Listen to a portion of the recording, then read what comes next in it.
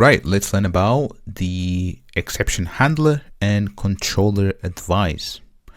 So in order for us to be able to throw an exception, and then basically we want to throw this exception and then let Spring Boot do its thing by handling this exception, is by adding this annotation called add and then exception.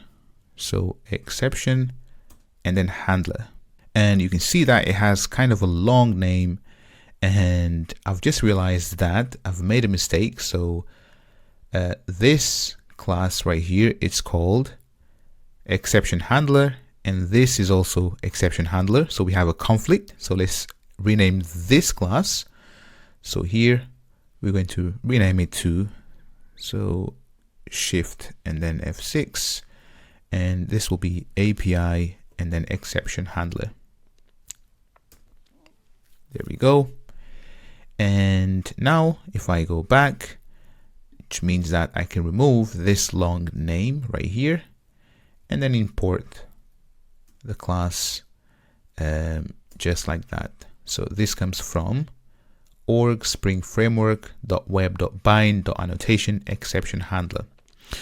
So now in here we can actually handle more than one exception. So here I'm going to say value. So let me actually just say P. Well, actually, I need to say at in here. So in front, just like that. And then here I'm going to say value. And inside, I can pass multiple exceptions like this. Or if you want to pass a single exception, you just basically add the exception.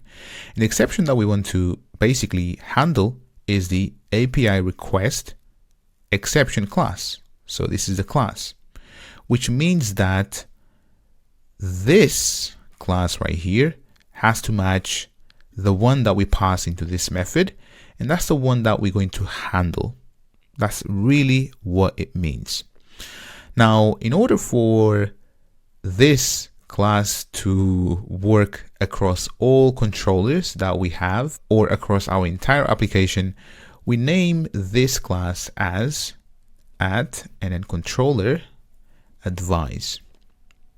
So in this class, we can put more than one exception, and you'll see this in a second. We'll have another handler for this exception, not found exception. But for now, let's just have one handler, and it will handle the API request exception. Now let's go back to, so in here, so what I'm going to do is let's open up the controller. So let's open up the controller. So customer and then controller v2 in here. And in here, let's create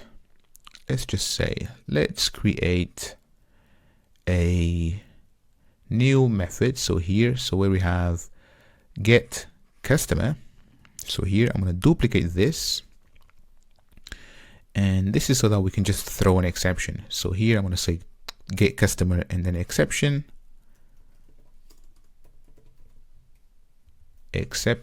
Oops, exception.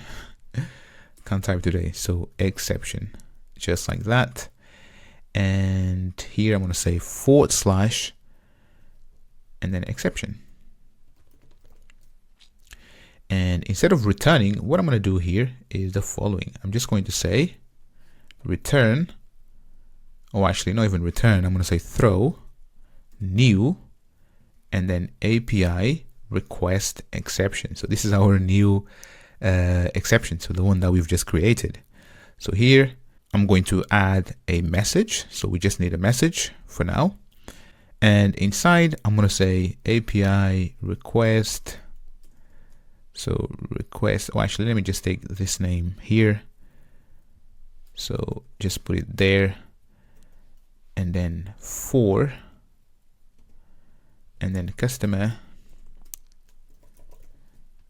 And then we're going to say plus and then ID. So obviously you should be throwing better messages here, right? But this is so that I just show you that when we throw this exception, we actually get our custom exception. So let's go ahead and start the application. And there we go, up and running.